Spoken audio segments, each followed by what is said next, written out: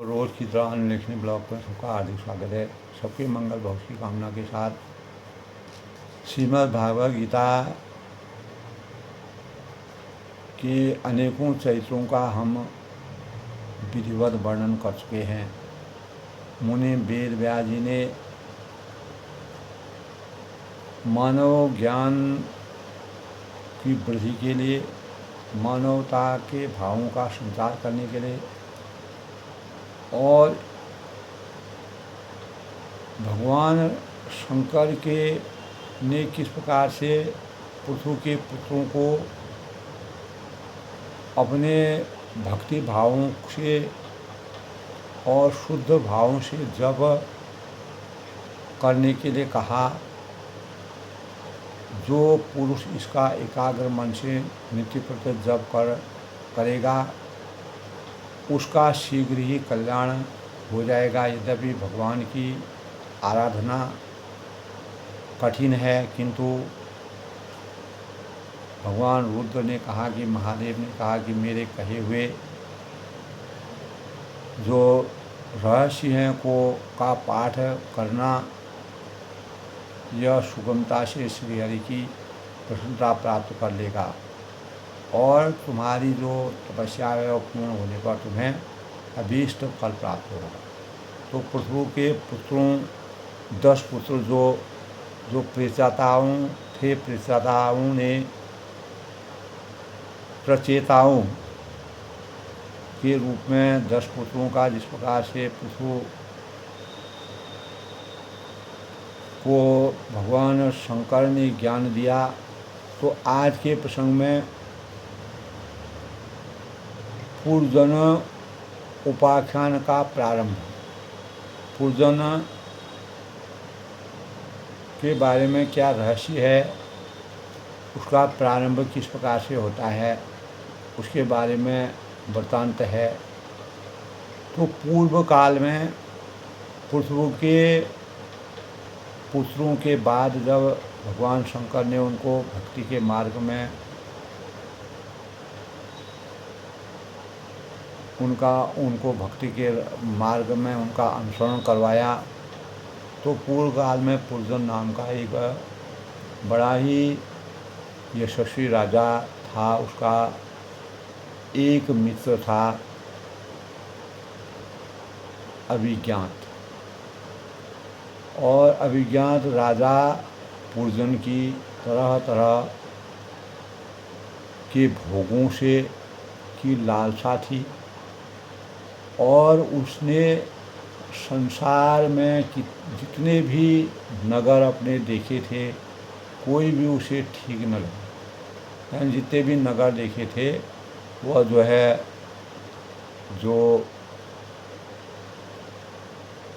यशस्वी राजा था उसका एक मित्र था अभिज्ञात। तो राजा पुरजन को तरह तरह के भोगों की लालसा थी और उसने संसार में जितने भी नगर अपने देखे थे कोई भी उसे ठीक नहीं लगा। तो इससे पहले दोस्तों कल के प्रसंग की बात करते हैं। तो भगवान रुद्र की स्तुति, पृथु के पौत्र किस प्रकार से जो पुत्र थे वह किस प्रकार से भगवान रुद्र की स्तुति करने लगे, तब रुद्र ने उनसे कहा कि आप सर्वथा अपने परमानंद स्वरूप में स्थिर रहते हैं और ऐसे परमात्मा आत्मस्वरूप आपको यानी नमस्कार उनकी वंदना की, और आप ही पद्म नाम समस्त लोकों के आदि कारण यानी इंद्रियों के नियंता हैं और स्वयं प्रकाश और वासुदेव ज्ञान के उद्गम स्थान और बुद्धि के अधिष्ठाता प्रद्युम्न हैं। तो उनको रुद्र ने नमस्कार किया। आप अपने तेज से जगत को व्याप्त करने वाले सूर्यदेव हैं और पूर्ण होने के कारण आप में वृद्धि और क्षय नहीं होता है, यानी आप परिपूर्ण हैं। तो आप स्वयं और मोक्ष के द्वार तथा निरंतर पवित्र हृदय में रहने वाले हैं, आपको बंधन है। तो आप ही जल रूप हैं, आप ही समस्त प्राणियों के जीवन शक्ति और वायु रूप हैं, आप ही अग्निदेव हैं और आप ही आकाश हैं, आप ही मृत्यु रूप हैं और आप ही वैकुंठ की को प्राप्त कराने वाले। तो हे प्रभु, हमें आपके दर्शनों की अभिलाषा है, लालसा है। अतः आपके भक्तजन जिनका पूजन करते हैं और जो आपके भक्तों को अति प्रिय हैं, आपने उस अनूप रूप का हमें दर्शन उस अनूप रूप का हमें दर्शन कराइए। तो आपका वह रूप जो है समस्त इंद्रियों को तृप्त करने वाला, इंद्रियगत तृप्ति के भावों की संतप्ति पूर्ति के लिए आपके चरण कमलों से जो प्रकाश निकलता है, जो दिव्य ज्योति निकलती है, वह हृदय के अज्ञान रूपी अंधकार को तत्काल नष्ट करके ज्ञान रूपी प्रकाश का संचरण करती है। तो आपकी तिरछी जो चितवन है, नज़र है और काली काली घुंघराली अलकें हैं, केसर के समान लहराता हुआ पीताम्बर झमझम करते हुए कुंडल, यानी भगवान के स्वरूप का वर्णन किया विष्णु भगवान का, और मुकुट, हार, नुपुर सब चीज़ें भक्तों के हृदय को आनंद देने वाली।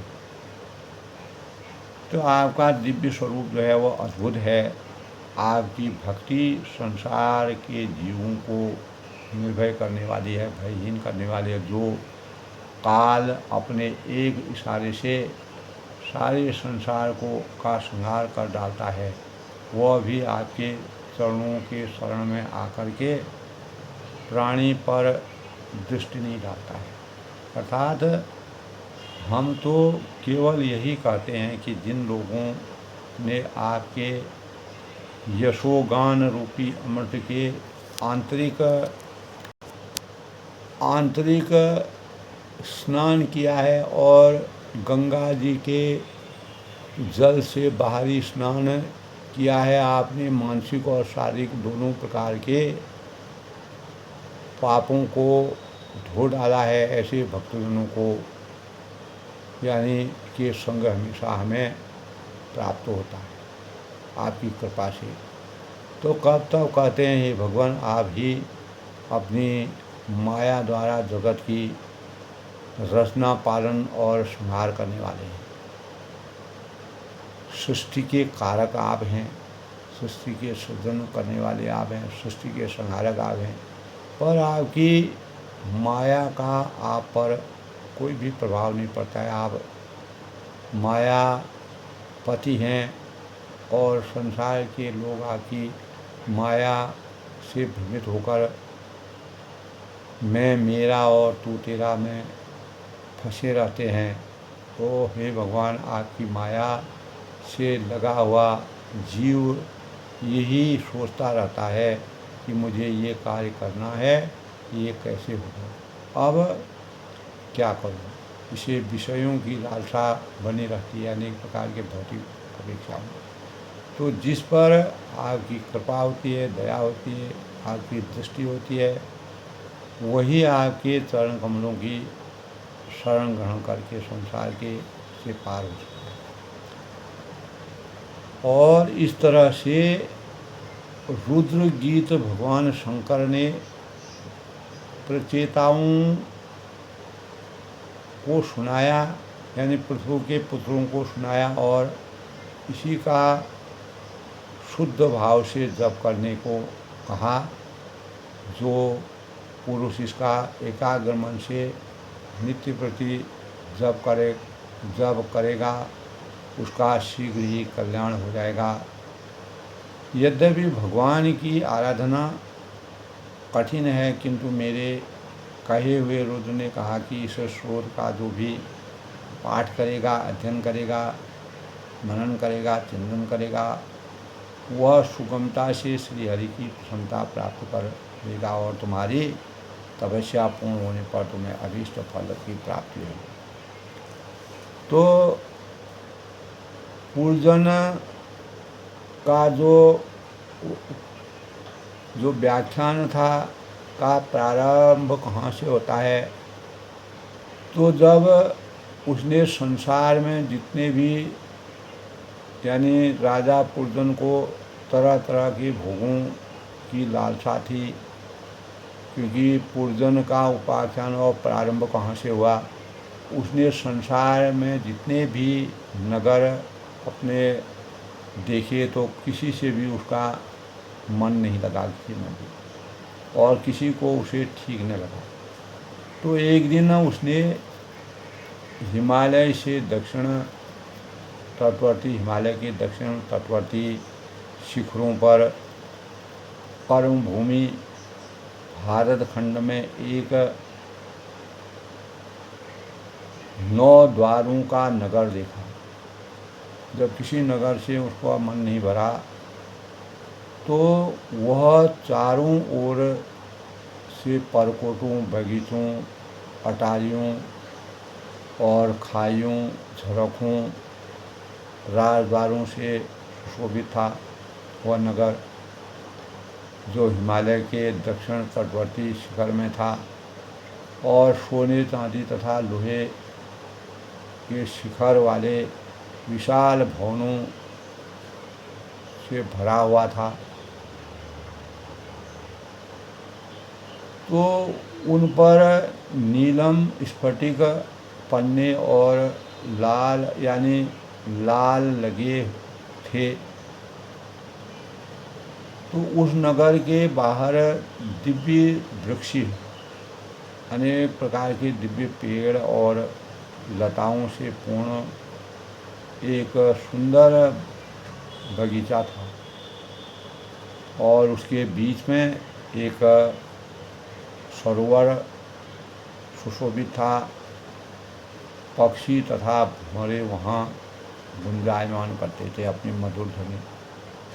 तो राजा पूर्जन ने उस अद्भुत वन में घूमते घूमते एक सुंदरी को आते हुए देखा। तो उसके साथ 10 सेवक थे। तो एक 5 फल वाला सांप, यानी 5 जो फन जिसके थे, फन वाला सांप उसका द्वारपाल था, उसका रक्षक था और वही उसकी सब ओर से रक्षा करता था। और वह सुंदरी भोली भाली थी और विवाह के लिए श्रेष्ठ पुरुष की खोज में थी। उसके कानों में कुंडल और झिलमिला रहे थे और चरणों, पूर्जन ने देखा, चरणों से वह नुपुरों और झनकार करती जा रही थी और उसकी प्रेम से भटकती भौहें और तिरछी चितवन के बाण से घायल होकर वीर पूर्जन का वह सुंदर लगने वाली देवी से मधुर वाणी में पूर्जन ने कहा कि कमल दय लोचन, मुझे बताओ कि तुम कौन हो और किसकी कन्या हो और तुम्हारे साथ शूरवीर 10 सेवक कौन हैं और यह सहेलियाँ तथा सर्प कौन है, तो किस रूप में। तो क्या था, उसने पूर्जन ने कहा कि क्या तुम उमा रमा और ब्रह्माणी में से कोई हो, या तुम साक्षात कमला देवी, यानी अच्छा यदि तुम कोई मानवी हो तो लक्ष्मी जी जिस प्रकार भगवान विष्णु के साथ वैकुंठ की शोभा बढ़ाती है, उसी प्रकार तुम मेरे साथ श्रेष्ठ पुरी को अलंकृत करो। कुलजन ने ऐसा कहा। तो देखो मैं बड़ा वीर और पराक्रमी हूँ, परंतु आज तुम्हारे कटाक्षों ने मुझे बेकाबू कर दिया, अर्थात मेरी इंद्रियां जो हैं विचलित हो गई है, और तुम्हारे भौहों ने के संकेत पाकर मैं कामदेव मुझे पीड़ा दे रहे हैं, यानी कामदेव की शोभा भी बेकार हो गई है, रूपहीन हो गई है। तो जरा अपने मुखमंडल के मुझे दर्शन के कराओ, जो लंबी काली यानी अलकावलियों से घिरा हुआ हो। तो यह भी राजा को देखकर, तब वह भी कुर्जन राजा को देख कर के वह रूपवती जो है वो भी मोहित हो चुकी थी, और कहने लगी कि नरश्रेष्ठ, मैं भी अपने उत्पन्न करने वाले का ठीक ठाक पता नहीं, यानी किसने मुझे उत्पन्न किया वो मुझे अच्छी प्रकार ज्ञात नहीं है, और न हम अपने या किसी दूसरे गांव को जानते हैं। आज हम सब इस पुरी में हैं, इस नगर में हैं, परंतु यह पुरी किसने बनाई कुछ नहीं जानती हूँ। ये स्त्रियाँ मेरी सहेलियाँ हैं और पुरुष मेरे सखा हैं। जब मैं सो जाती हूँ तब यह सर्प जाकर पूरी मेरी रक्षा करता है और मुझे संकटों से बचाता है। आप यहाँ पधारे, यह मेरे लिए सौभाग्य की बात है। उस दिन से वह स्त्री कहती है। तो इस 9 द्वारों वाली पुरी में मेरे प्रस्तुत किए हुए जो इच्छित भोगों को भोगते हुए आप सैकड़ों वर्षों तक निवास कीजिए, और भला आपको छोड़कर मैं और किसके साथ रमण करूंगी। महापुरुषों का कथन है, कहना है कि इस लोक के पितर हैं, देव हैं और ऋषि हैं, मुनि हैं, मनुष्य तथा संपूर्ण प्राणियों की और अपने भी कल्याण का आश्रय एकमात्र गृहस्थाश्रम।